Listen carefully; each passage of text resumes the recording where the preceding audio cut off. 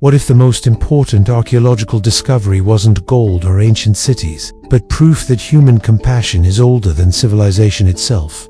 A revolutionary discovery hidden in ancient bones reveals something remarkable. For decades, we've often imagined our prehistoric ancestors as harsh survivors living by a simple rule: only the fittest endure. But what if that perspective misses a crucial aspect of their humanity? Recent breakthroughs in ancient DNA analysis have revealed something extraordinary. Scientists have discovered that people with Down syndrome lived among our earliest ancestors, not as outcasts, but as valued members of their communities. Using revolutionary genetic techniques, researchers analyzed DNA from nearly 10,000 ancient human remains. Unlike traditional bone analysis, which could only offer educated guesses, ancient DNA can detect the genetic signature of Down syndrome, an extra copy of chromosome 21. This additional genetic material creates distinctive characteristics and developmental differences that would have required continuous care and support in prehistoric times. For the first time in history, scientists can reliably identify Down syndrome in prehistoric remains. Dr. Adam Rawlock of the University of Adelaide explains, "This represents a breakthrough that was previously impossible with skeletal analysis alone." These discoveries span millennia across Europe, revealing something that challenges prevailing assumptions about prehistoric society. The story begins not with our own species, but with a discovery that would shed new light on the very definition of humanity. In a cave called Cova Negra in eastern Spain, a discovery from a Middle Paleolithic context, though found in an undated, disturbed level, suggests a profound level of care. Neanderthal families made temporary camps, hunting and gathering before moving on.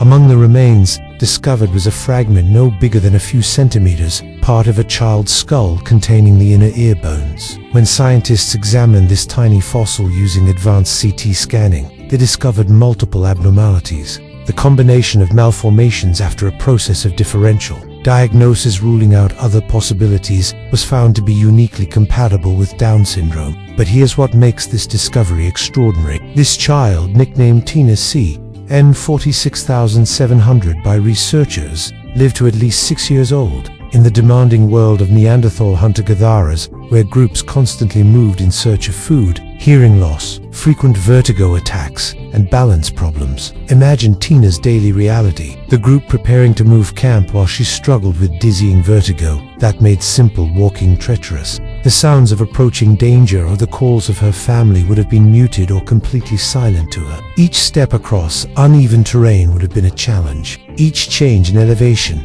a potential crisis of balance and Paleoanthropologist Mercedes Valverde of the University of Alcalá notes that such a condition would have required continuous and intensive care from the entire group. Someone would have needed to guide Tina during migrations, steady her when vertigo struck, and ensure she didn't become separated from the group in their nomadic lifestyle. This wasn't just parental responsibility. It is probable that other members of the social group continuously assisted the mother, either by helping with daily tasks or directly providing care for the child who could not reciprocate the assistance received. This case provides profound evidence supporting true altruism among our earliest relatives, significantly contributing to a long-standing archaeological debate about hominins' social behavior. This Neanderthal evidence was compelling, but researchers needed a more definitive tool to study our own species. While the Neanderthal case relies on skeletal analysis, the advent of ancient DNA brought unprecedented certainty to Down syndrome detection in Homo sapiens. The oldest genetically confirmed case comes from Ireland, dating back 5,500 years,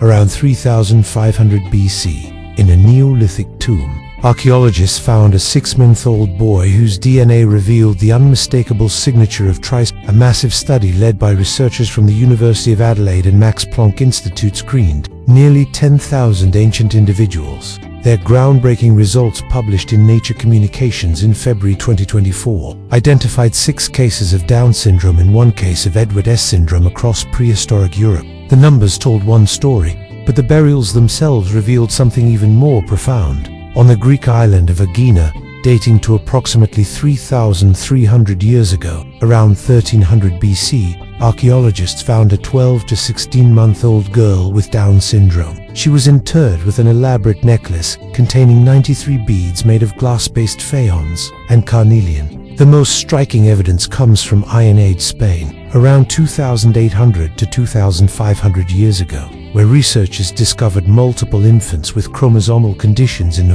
these children received something remarkable: burials within homes or important buildings rather than in typical cemeteries. This practice was extraordinary because cremation was the standard funeral custom at the time. Yet these infants were deliberately chosen for special treatment. Some burials included bronze rings and Mediterranean seashells, suggesting these children held particular meaning in their communities. Research from the Universitat Autónoma de Barcelona reveals that while most people were cremated during this period, these children were purposefully selected for unique burial practices that set them apart. This pattern of special treatment becomes even more significant when viewed across cultures, across different cultures, time periods, and geographical locations.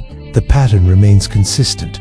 Individuals with Down syndrome receive thoughtful treatment that distinguish them from typical burials. This evidence challenges assumptions about prehistoric priorities. These weren't societies that solely discarded the vulnerable. Instead, they invested time, resources, and emotional energy in caring for those who needed support. This suggests a profound and deliberate investment in care, implying a shared understanding of human value that emerged across different cultures. The findings from Down syndrome cases align with a growing body of evidence for prehistoric care that extended to individuals with various conditions. These discoveries align with growing evidence that prehistoric peoples regularly supported individuals with various conditions, including dwarfism, hydrocephalus, and spina bifida. The survival and preservation of people with severe disabilities required cooperation that extended far beyond immediate family. For instance, the Ramedo II individual with severe dwarfism around 11,000 BP in Italy survived to young adulthood, 17 to 20 years,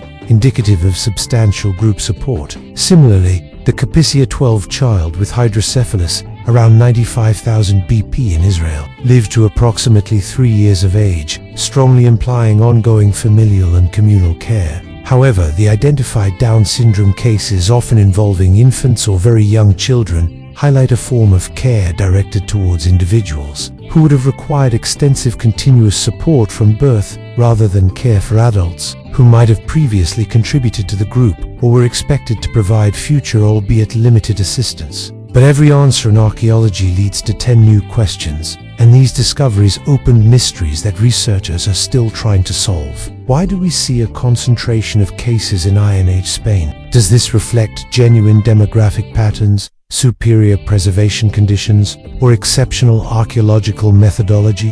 What about individuals who live beyond infancy? The current DNA evidence predominantly shows perinatal or infant deaths, but longer-lived cases might exist and remains we haven't yet examined with advanced genetic techniques. Most intriguingly, how did daily life accommodate these vulnerable members? What specific social adaptations allowed prehistoric communities to successfully include individuals with significant disabilities? Researchers emphasize that these questions are just the beginning. As new techniques develop and more sites are examined, the picture of prehistoric disability care continues to evolve. These ancient mysteries aren't just academic puzzles, they're fundamentally changing how we see ourselves today. These ancient discoveries fundamentally challenge narratives about prehistoric life being solely focused on competitive advantage. They reveal that care for the vulnerable has deep evolutionary roots, predating written history, organized religion, or formal ethical systems. This research opens new possibilities for understanding genetic conditions in ancient populations and the social responses they generated. Each new discovery adds pieces to a puzzle that reshapes our understanding of human nature itself. From a suspected Neanderthal child in a Spanish cave to Bronze Age burials across Europe,